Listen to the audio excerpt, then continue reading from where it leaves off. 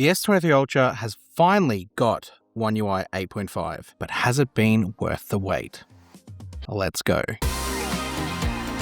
Let's dive straight in and compare oneui 8.5 on the S23 Ultra versus oneui 8.5 on the Galaxy S26 Ultra. Let's start with what's the same, because honestly, that's probably going to be quicker. Quick panel, the same. It's extremely customizable now, giving you the freedom and flexibility to move toggles around as you need to, resize them, and through the addition of the Quick Start module, you can turn on extra customization, which gives you even more freedom.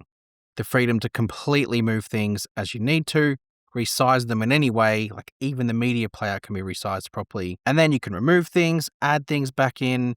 It's complete and total customization. You've got that here on your 8.5 on your Galaxy S23 Ultra, the same as what it is on the Galaxy S26 Ultra. The app visuals and the overall look and feel of oneui is the same too. So apps like the gallery, you get the floating menu bar down the bottom, and then you get the floating menu sort of options overlaid over the top of the app when you scroll through them. Same in like the phone app, or if you go into things like the clock, that floating menu and that visual and those elements exist right the way throughout. The overall feel of the visuals feels softer, and especially in places like the settings where they've kind of blurred the top and bottom to be a little bit of a softer look and feel rather than a harsh cutoff.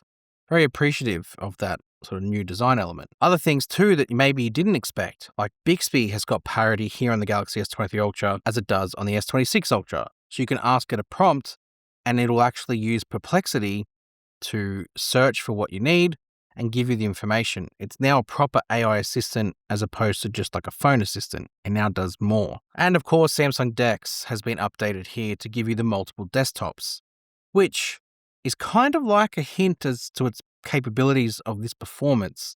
So when we get to later in the video, keep that in mind. If you go into the connected devices menu, you can see storage share is an option and it's been expanded. And you've also got things like audio broadcast, which has made the cut too with oneui 8.5. There's other bits and pieces around the phone that are the same, but they're not like headlining stuff. The big headlining stuff is investigating what isn't there. So strap in. You strap yourself in and feel the G's. Oh, Lord. Yes, thanks, Homer. Starting with Galaxy AI. The list, obviously, when you go into both phones next to each other, looks far longer on the Galaxy S26 Ultra. Well, looks longer because it is. Let's go through what's not there. Starting with the call assist menu, there's no call screening. Samsung haven't brought it in. It was there on the Galaxy S24 Ultra that I did a couple of days ago, but not here on the S23 Ultra. There's no audio eraser. If you go into Photo Assist, there is no text prompt in the Create tab. Super disappointing that one's not there. That one's been really fun to use. Creative Studio didn't get brought in. It's still Drawing Assist, and you can see the difference when you open them next to each other. And then you get into the stuff that you probably expected not to be there. There's no Now Brief, there's no Now Nudges, there's no notification highlights, no Health Assist, no weather wallpaper.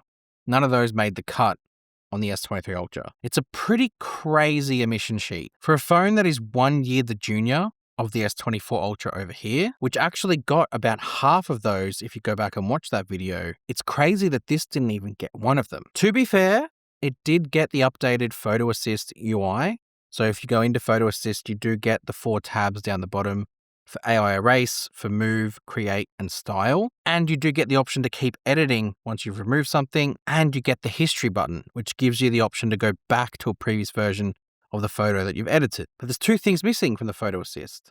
One, if you go into the Create tab, there is no text prompt, so you have to rely on the S Pen or drawing. And in photos that aren't of people or pets, the Style tab's gone, so you have to rely on just the 3.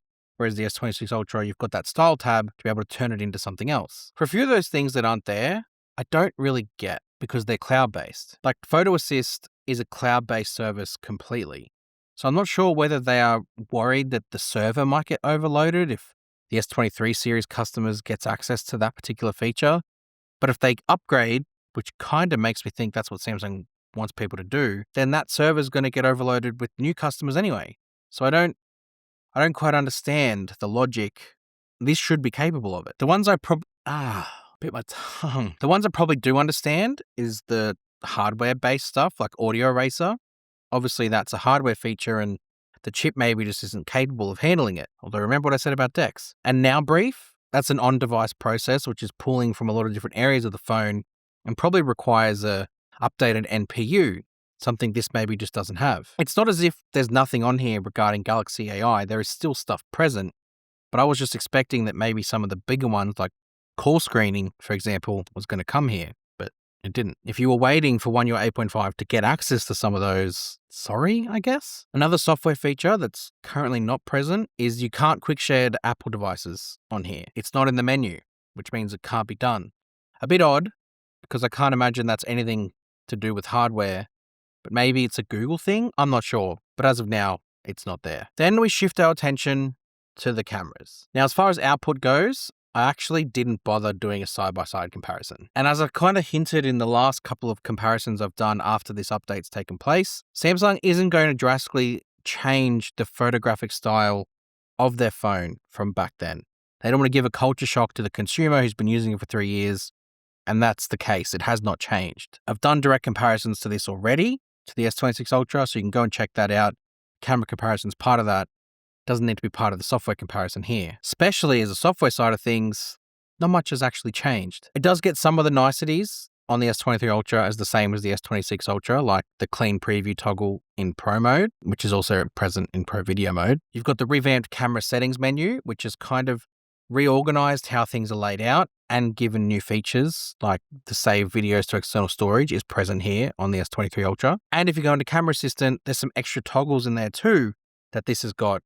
But there's also a lot of stuff that's missing. It does have things like removing the stuff at the top for the preview. It's got the additional modes you can re-add, a whole bunch of new stuff. But there is stuff missing from Camera Assistant as well. And the stuff that's missing, I guess, is more understandable here than what the Galaxy AI features might be. Because the sensors surrounding this main camera probably just aren't up to handling a lot of what Samsung is asked the new phones to do. Although there's a couple that are perplexing, like the document scanner not being the same. It's really just scanning documents. I don't know what more it needs for it to work, but it's not the same. It's the old version. You've got no log video recording. Like, not at all. Not even log without the LUT preview. It is just non-existent on the S23 Ultra. I had a theory that maybe they were going to put it in here without the LUT previews, because at least that's like a feature that, you know, can be exclusive, but it's not here at all. It can read log videos, you can watch a log video on here, but it can't edit them, so there's really no point. It, of course, doesn't have 24 megapixels, so it's not present in the Camera Assistant menu, and then, of course, that means it's not present in the camera app itself. Again, makes sense. 12 megapixel, 10 megapixel, 10 megapixel, 200 megapixel. So it wouldn't really make sense for only one camera to be able to take that resolution, so it's just not there. And then, of course, it doesn't have horizontal lock either, which again makes sense, I suppose. But it does support Super Steady, but you can't add in horizontal lock to it. There's also a little one too that I noticed in the video app on Samsung's S26 Ultra. It has a new dual recording option, which obviously this has director's view, and it actually is a very similar function, but it's way better on the S26 Ultra with that little button. The S23 Ultra doesn't have it. Like I said though, it does have director's view, which is an additional mode you've got to turn back on now, but it doesn't have that new dual recording button. I found that very strange. And the night mode toggle, the one that allows you with the photo mode on S26 Ultra to push it up depending on how dark it is, isn't here on the S23 Ultra. It still will rely on standard night mode. So I guess it's upsetting because a lot of people were probably waiting for One UI 8.5 to drop on here, expecting it to get a lot of the same features that the S26 Ultra has got, but it didn't really even get a slither of it. It got the visual updates and that's about it. Here's the thing. If you were happy with the S23 Ultra for the last 3 years, this isn't going to ruin the experience because it still is as good, if not still slightly better than what it was before this update came out. It still does so many things and it still does it in a design that we all still love, providing this is your preference. That's not the end though. I wanted to test performance, although I feel like at this point it's a little bit futile for a phone that's 3 years old, and especially as Samsung haven't added like-for-like functions here. Like there's no log video export because it can't do it, and a lot of the Galaxy AI stuff like Audio Eraser, which I normally would test as a benchmark, isn't present either. But I did a basic video export and I lined up 6 videos, and what I noticed was that the video editor on the S23 Ultra couldn't actually include a log video at all as a bulk video edit. So I decided to run a little experiment to see if the S26 Ultra would, with those videos included, do it faster, and it just got pipped by the S23 Ultra. by like a fraction of a second. This did it faster, but the video was about 40 seconds shorter. So I ran it again, removing those videos from the S26 Ultra, and yeah, it blew the S23 Ultra away, almost doubling how fast it could do it in. But what I noticed that was actually quite similar was some Galaxy AI functions. My big test at the moment that I like doing is testing the summaries feature within Samsung Notes. At first I panicked because I couldn't see the AI key in Samsung Notes, but I just had to slide it across. Once I selected summarize and I selected the summary of this script for this video, actually, it did it in the exact same amount of time. I thought that's pretty interesting. And then I did the auto format function, thinking that might be a bit more taxing, but it did it in the same amount of time on both. And that was including creating the first formatting, but then optimizing the format too. Both of those functions completed itself in the same amount of time on both phones, which really showcases to me that this is capable of some AI function. And obviously they've deemed those appropriate, but some of the stuff that you might expect that this could handle just isn't there. And that goes back to that whole Samsung DeX thing. A phone that can literally be a PC and now has multiple desktop support isn't able to do things like log video recording or audio eraser. So it's just perplexing to me, I've used that word quite a bit, that that's not there and Samsung have decided not to put them here. Anyway, that's what we've got here now with the One UI 8.5. Hopefully you enjoy it. Even though it's not much going on, the phone itself is still amazing. It was amazing before, and it's still been made better. It's just not maybe as better as maybe what you were hoping for. Make of that what you will. Anyway, stay tuned this week. There is some big news coming out of this channel about something else. A couple of things actually, this week and next week. So lots to look forward to. Make sure you hit subscribe. You don't want to miss the news. And I'll see you guys in the next one. You.